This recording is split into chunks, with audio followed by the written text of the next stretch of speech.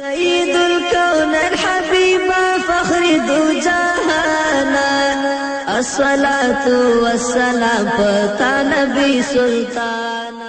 محترمو اوریدونکو، ستاسو پام راړو د الحاج مولوي محمد یاسین فهیم صاحب د سید عالم صلی الله علیه وسلم د سپیڅلو مسکاو و خپرونو ته. فخر دو جهانا الصلاة والسلام. بسم الله الرحمن الرحيم. الحمد لله رب العالمين حمد الشاكرين. الصلاة والسلام على سيد الأنبياء والمرسلين سيدنا ونبينا وشفيعنا ومولانا محمد وعلى آله وأصحابه الطيبين الطاهرين. قدرمن اوریدونکو د ژوند د لارې د خپرونې مینوالو، السلام علیکم ورحمت الله وبرکاتو. ستاسو روغتیا او خوشحالي د پاک رب نه غواړم، په دې هیله چې د صحت او عافیت جامې پر تن ولرئ او خوشحالي مو په برخه وي. دا دی زه محمد یاسین فهیم د ژوند د لارې د خپرونې په وړاندې کولو کې ستاسو په خدمت کې یم. زموږ د نن ورځې د خپرونې موضوع بیا هم د خوش پیغمبر خوږې مسکاوي. ترمذي ابو داود د حضرت انس رضی الله تعالی عنه نه روایت کوي. حضرت انس رضی الله عنه فرمایي چې یو سړی د رسول الله صلی الله علیه وسلم په خدمت کې حاضر شه او له رسول الله صلی الله علیه وسلم څخه یې د سورلي لپاره اوښ وغوښت. رسول الله صلی الله علیه وسلم ورته د ټوکې په حیث وفرمیل زما سره خو د اوښ بچی دی، تا ته به هغه د سورلي لپاره درکړم او هغه د صدقې مال به ته په هغه باندې ویسې. د رسول الله صلی الله علیه وسلم په دې خبره باندې هغه سړی خواشینی شو او هیله یې څرګنده کړه ای د الله تعالی رسوله، زه به د اوښ په بچي باندې څه وکړم؟ هغه نه ما وړی شي او نه زما بار او مال وړی شي. رسول الله صلی الله علیه وسلم په مبارکه مسکا ورته ځواب ورکه او دا یې ورته ویلې آیا هر اوښ د یوې اوښې بچی نه وي؟ دا د محمد رسول الله صلی الله علیه وسلم مبارکه خوشطبعي وه. او کله چې د هغه سړي نه دا ځواب اوري چې هغه ورته وایي چې زه به د اوښ په بچي باندې څه وکړم، د محمد رسول الله په مبارکو شونډو باندې مسکا خپریږي او دا ورته وایي چې آیا هر اوښ د یوې اوښې بچی نه وي؟ همدارنګه محمد رسول الله صلی الله علیه وسلم له یوې بوډۍ ښځې سره چې د رسول الله ترور او عمه کیږي خوشطبعي کوي او په هغې باندې د رسول الله په مبارکو شونډو باندې مسکا خپریږي. بیا هم ترمیزي د حضرت حسن بن علي رضی الله تعالی عنه نه روایت کوي. هغه فرمایي چې یوه بوډۍ میرمن د رسول الله صلی الله علیه وسلم په خدمت کې حاضره شوه چې د هغې نوم صفیه بنت عبدالمطلب و چې د رسول الله صلی الله علیه وسلم مبارکه عمه وه. هغې بوډۍ او هغې میرمن وړاندیز وکړه چې ای د الله تعالی رسوله، تاسې الله تعالی ته دعا وکړئ چې ما ته جنت راکړي، الله مې د جهنم نه وساتي. رسول الله صلی الله علیه وسلم ورته وفرمیل چې ای د فلانکۍ مورې جنت ته بوډۍ ښځې نشي داخلېدلی. بوډۍ میرمن چې د رسول الله صلی الله علیه وسلم له مبارکې خولې دا خبره واورېده، سم د لاسه په ژړا شوه او په ډېرې خواشینۍ بیرته ستنه شوه.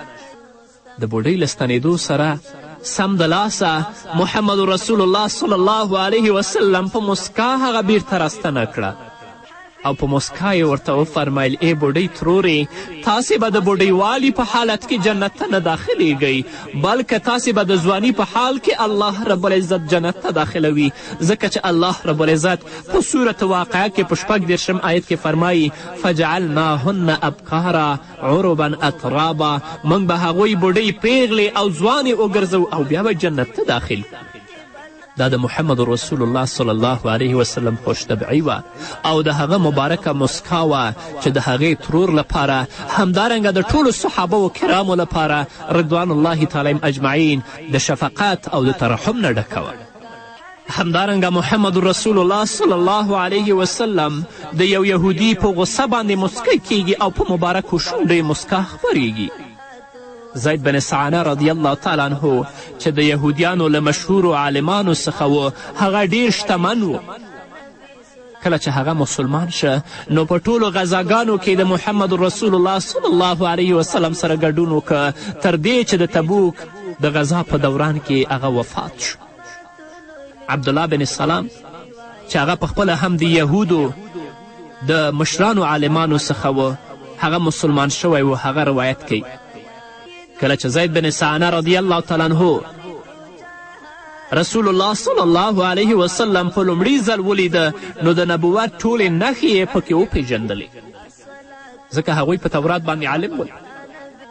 خو دوه نښانونه یې په رسول الله صلی الله علیه وسلم کې ونه لیدل. یو د رسول الله صلی الله علیه وسلم د صبر او زغم نښان چې د ده په غصه او قهر غالب و. دویم د یو ناپوه د سختدریزي په مقابل کې د ده برداشت او حوصله. زید بن سعنه رضی الله تعالی عنه فرمایي چې زما دا آرزو او دا هیله وه چې په څه ناڅه ډول د رسول الله صلی الله علیه وسلم سره څه معامله وکړم چې دا دوه نښانې هم راته څرګندې شي. زید بن سعنه رضی الله تعالی عنه فرمایي یو ځل رسول الله صلی الله علیه وسلم له کور څخه د باندې اوت. له رسول الله صلی الله علیه وسلم سره حضرت علی بن ابي طالب رضی الله تعالی عنه هم موجود و. په دې وخت کې یو کلیوال په سورلي سپور راغی او وړاندیز یې وکړ ای د الله تعالی رسوله په فلانکۍ سیمه کې خلک مسلمانان دي او ډیر لولږې او تندې سره مخامخ دي، که تاسې ته مناسبه وي نو د دوی لپاره د خوراک توکي ولیږدوئ.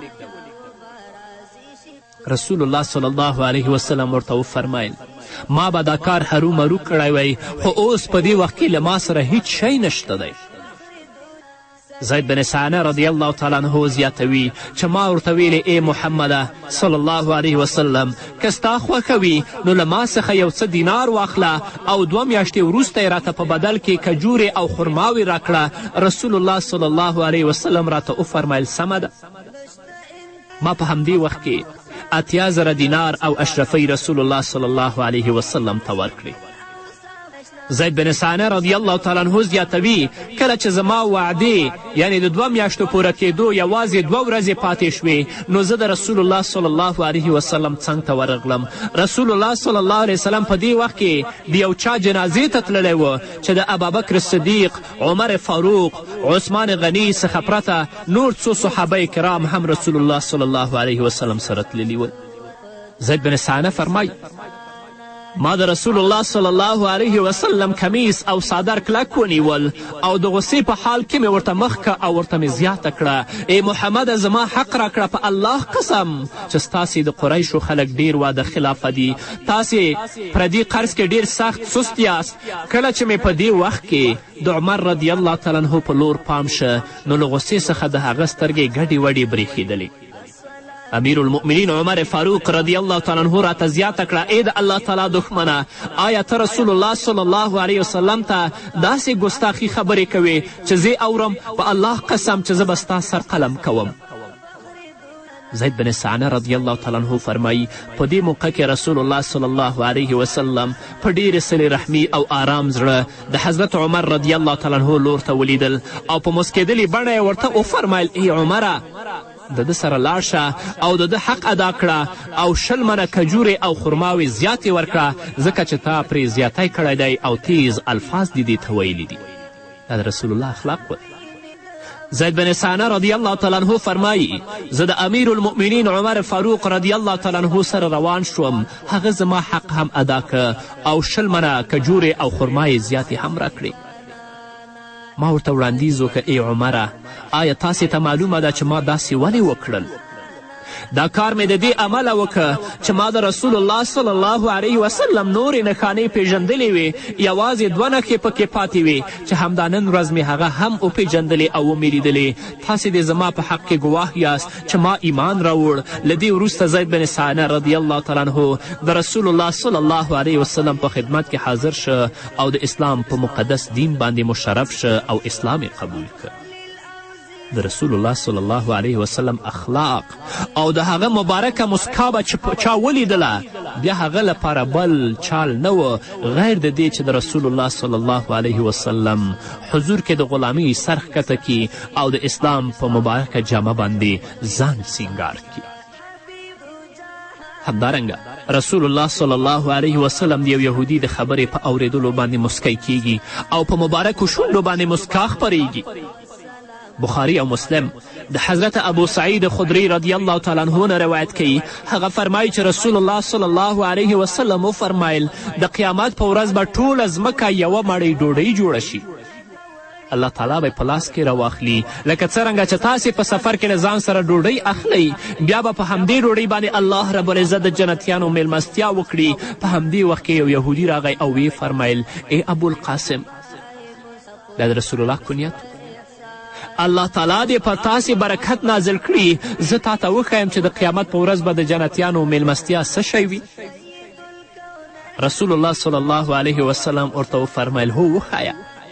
یهودي وفرمیل د قیامت په ورځ خو به ټوله ځمکه یوه مړۍ ډوډۍ جوړه شي لکه څرنګه چې تاسې وړاندې فرمایلي ول. خو چې کله رسول الله صلی الله علیه وسلم د یهودي دا خبره واورېده نو سمدلاسه په مسکا شو، تر دې چې مخکیني غاښونه ښکاره شول. بیا یهودي زیاته کړه د جنتیانو خوراک قطغ درته وښایم، یعنې د هغو خوراک او د هغو قطغ درته وښایم. رسول الله ورته وفرمیل هو وښایه. یهودي ویل د غویي او د ماهي د ځیګر کباب به وي چې 80,000 جنتیان به یې ټول په یو ځای باندې خوري.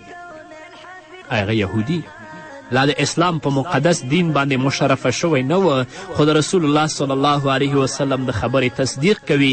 کله چې رسول الله صلی الله علیه وسلم اوري د هغه نه نو د رسول الله صلی الله علیه وسلم په مبارکو شونډو باندې مسکا خپریږي او خاندي چې د رسول الله صلی الله علیه وسلم دا مسکا او دا خندېدل د هغو د ایمان سبب جوړیږي. همدارنګه چې کله رسول الله صلی الله علیه وسلم د منافق عبدالله بن ابی په جنازه کې ګډون کوي نو هلته مبارکه مسکا په شونډو باندې خپریږي. بخاری او ترمذي د حضرت عمر رضی الله تعالی عنه نه روایت کوي، فرمایي کله چې عبدالله بن ابی د منافقینو مشر مړ شه نو زامنو او نورو دوستانو یې له رسول الله صلی الله علیه وسلم څخه غوښتنه وکړه چې جنازه یې ادا کړي. له دې وروسته رسول الله صلی الله علیه وسلم د هغه منافق د جنازې د ادا کولو اراده وکړه. عمر رضی الله تعالی عنه فرمایي زه د رسول الله صلی الله علیه وسلم مخې ته ورغلم او د هغه مخه مې ونیوله چې جنازه یې ونه کړي. ما ورته وړاندیز وکړ ای د الله تعالی رسوله، آیا تاسې د الله د دښمن جنازه ادا کوئ؟ آیا عبدالله بن ابی زموږ او د اسلام او ستاسې ترمنځ لوی خنډ نه و؟ رسول الله چې زما دا خبره واورېده نو په مسکا شو، مبارک مسکا یې په شونډو خپره شوه. تر دې چې ما یې بیا هم مخه ونیوله، خو رسول الله صلی الله علیه وسلم راته په آرام زړه وفرمیل ای عمره زما له مخې لرې شه، ما ته دا واک او اختیار راکړی شوی دی چې الله فرمایي استغفر لهم او لا تستغفر لهم. ای محمده که تاسې د ده لپاره دعا وغواړئ یا یې ونه غواړئ الله به دې ته بښنه نه کوي. عمر رضی الله تعالی عنه فرمایي چې زه پخپله هم په خپلې بېباکي ډېر حیران شوم چې الله تعالی او د هغه رسول ښه پوهیږي ما داسې ولې وکړل. عمر رضی الله تعالی عنه فرمایي په الله قسم چې لږ وخت نه و تیر شوی چې دا آیتونه را نازل شل ولا تعجبک اموالهم و اولادهم انما یرید الله ان یعذبهم بها فی الدنیا وتزهق انفسهم وهم کافرون ولا تصلی علی احد منهم مات ابدا ولا تقم علی قبره انهم کفروا بالله ورسوله وماتوا وهم فاسقون. ای رسوله کله دې منافقینو ځینې څوک مړ شي نو تاسې مه جنازه کوئ او مه د هغوی په قبرونو درېږئ. بې له شکه دوی د الله او د رسول صلی الله علیه وسلم څخه سرغړونه وکړه او د نافرمانی په حال کې مړه شول. د دوی په زیات مال او اولادونو تاسې مه حیرانېږئ. الله داسې غواړي چې دوی ته د مال او اولاد په ذریعه په دنیا کې هم عذاب ورکړي او د دوی نفسونه او ځانونه د کفر په حال کې را وباسي. له دې واقع وروسته بیا رسول الله صلی الله علیه وسلم د هیڅ یو منافق د جنازې لمونځ ادا نه کړ. نور به واورو قدرمنو اورېدونکو خو هغه د یوې دمې نه وروسته. سید الکونین حبیبا فخر دو جهانا سید الکونین حبیبا فخر دو جهانا الصلاة والسلام پتا نبی سلطانا الصلاة والسلام پتا نبی سلطانا سید الکونین حبیبا فخر دو جهانا. قدرمنو اوریدونکو بیا هم زموږ سلامونه او نیکې هیلې ومنئ په دې هیله چې تر دې دمه تاسو زموږ ملتیا کړې وي. همدارنګه شیطان چې کله په خپل سر باندې خاورې اچوي رسول الله یې ویني نو رسول الله صلی الله علیه وسلم مسکی کیږي او په مبارکو شونډو یې مسکا خپریږي. امام بیهقي رحمه الله دا حدیث را نقل کړی د حضرت عباس بن مرداس رضی الله تعالی عنه څخه روایت دی چې نبی کریم صلی الله علیه وسلم د حج پر موقع د عرفات په میدان کې د خپل امت لپاره د رحمت او مغفرت ډېرې زیاتې دعاګانې وکړې. الله رب العزت په هغه وحی را نازله کړه بېشکه ما ستا هیله در پوره کړه لکه څرنګه چې تاسې دعا وغوښته. خو په یو بل باندې د دوی ظلم یې ونه باښه. کومه ګناه چې زما او د بندګانو ترمنځ وه هغه ما ټولې وبښلې. په دې خبره رسول الله صلی الله علیه وسلم وړاندیز وکړ ای زما ربه بېشکه تاسې په دې کار قادر یاست چې مظلوم ته ثواب ورکړئ او د ظالم ظلم معاف کړئ. بیا چې کله په مزدلفه کې سهار شه نو رسول الله صلی الله علیه وسلم بیا هم دا دعا وکړه نو الله رب العزت د هغه دعا قبوله کړه چې بې له شکه ما ظالمانو ته هم بښنه وکړه په دې شرط چې هغوی توبه وباسي او الله ته رجوع وکړي. په دې کار باندې رسول الله صلی الله علیه وسلم مبارکه مسکا وکړه او مخې له خوشحالي څخه په څو واره منور شو. صحابه و کرامو وړاندیز وکړه ای د الله رسوله آیا په داسې وخت کې مسکا حال دا چې د مسکا وخت نه و؟ رسول الله صلی الله علیه وسلم وفرمیل زه د الله تعالی د دښمن یعنی شیطان او ابلیس پورې وخندیدم کله چې هغه ته دا معلومه شوه چې الله رب العزت زما د امت په اړه زما دعا قبوله کړه نو هغه د های بربادي نعرې کولې او په خپله سر یې خاورې اچولې. نو چې کله ما شیطان ولیده نو ځکه زما په شونډو باندې مسکا خپره شوه او ما وخندل. همدارنګه د بسم الله په ویلو د شیطان په قی او استفراق کولو سره محمد رسول الله صلی الله علیه وسلم مسکی کیږي او په مبارکو شونډو یې مسکا خپریږي. امیه بن مخشی رضی الله تعالی عنه روایت کوي یو ځل رسول الله صلی الله علیه وسلم په یو ځای کې ناست و. له رسول الله صلی الله علیه وسلم سره یو ځای یو داسې سړي ډوډۍ خوړله چې بسم الله الرحمن الرحیم یې نه و ویلي. کله چې هغه وروستی مړۍ خولې ته پورته کړه نو وی ویل بسم الله اوله و آخره بسم الله پیل کوم وروسته او وړاندې. رسول الله صلی الله علیه وسلم چې د سړي له خولې د الفاظ واورېدل نو مبارکه مسکا یې وکړه او ویې فرمیل له دې سړي سره شیطان هم په ډوډۍ کې ناست و خو کله چې نوموړي بسم الله وویله او د الله تعالی نوم یې واخیست نو شیطان خپله خوړلې ډوډۍ ټوله قی کړه او ویې غورځوله. مسلمان چې باید ډوډۍ ته کینی هغه د الله رب العزت نوم یاد کړي او بسم الله الرحمن الرحیم ووایي. همدارنګه رسول الله صلی الله علیه وسلم د حضرت ابو لبابه په توبه کولو باندې مسکی کیږي او په مبارکو شونډو یې مسکا خپریږي. ابو لبابه د عبدالمنذر رضی الله تعالی عنه کنیت و. دوی د بدر له غذا څخه رسول الله صلی الله علیه وسلم بیرته کور ته ستون کړي ول. دی د بدر له غذا څخه رسول الله صلی الله علیه وسلم بیرته کور ته ستون کړی و ځکه چې قد مبارک یې ډېر ټیټ و. کله چې د یهودیانو د بني قریظه د قبیلې خلک کلابند شول نو رسول الله صلی الله علیه وسلم د کلابندي په حال کې دوی ته وفرمیل تاسې له خپلو کلاګانو را ووځئ. بني قریظه ځواب ورکه ای د الله رسوله تاسې زموږ لور ته ابو لبابه راواستوئ چې موږ په دې معامله کې له هغه سره مشوره وکړو. د ابو لبابه رضی الله تعالی عنه تړاو د اوس له قبیلې څخه و نو په همدې اساس د بني قریظه د خلکو پلوي او حلیف هم و. تر دې چې رسول الله صلی الله علیه وسلم ابو لبابه د بني قریظه لور ته ورواستوه.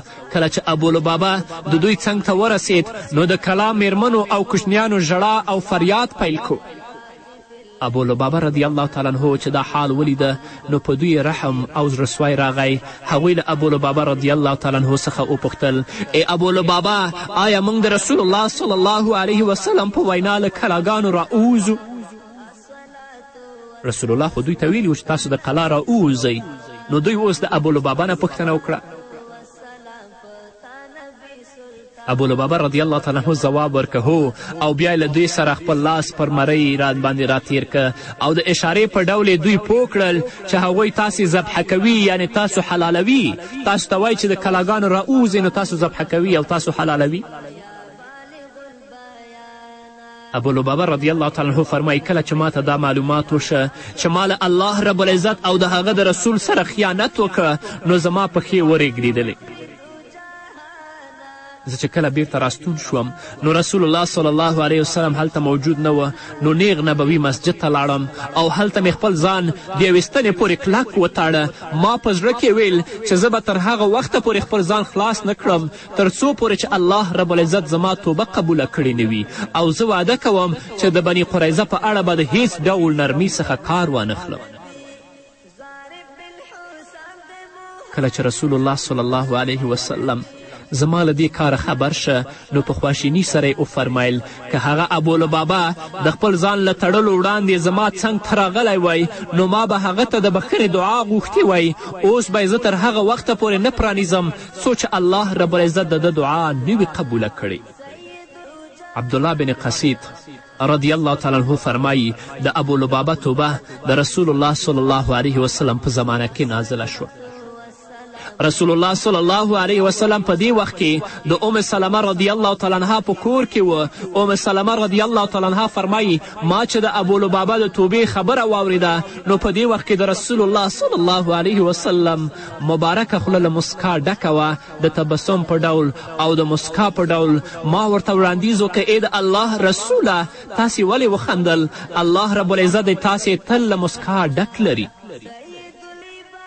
رسول الله صلی الله علیه وسلم راته وفرمیل د ابولبابه په رښتینې توبه پورې خندا راغله. نو رسول الله صلی الله علیه وسلم چې کله د سهار د لمانځه لپاره مسجد نبوي ته تشریف یووړه نو هغه یې له ستنې څخه پرانیست ځکه چې الله رب العزت د هغه توبه قبوله کړې وه. نو قدرمنو اوریدونکو دا وې څو خپرونې چې د رسول الله صلی الله علیه وسلم د خوږو مسکاو په هکله تاسو ته وړاندې شوې. در نورو خپرونو پورې چې زه بیا هم ستاسو درانه حضور ته حاضرېږم تاسو ټول په پاک رب سپارم. پاتې ژوندم نیکمرغه، ښاد، بریالي او کامیابه اوسئ. ستایلی دی ناطق دی په قرآن سید الکونین حبیبا فخر دو جهانا سید الکونین حبیبا فخر دو جهانا الصلاة والسلام پتانا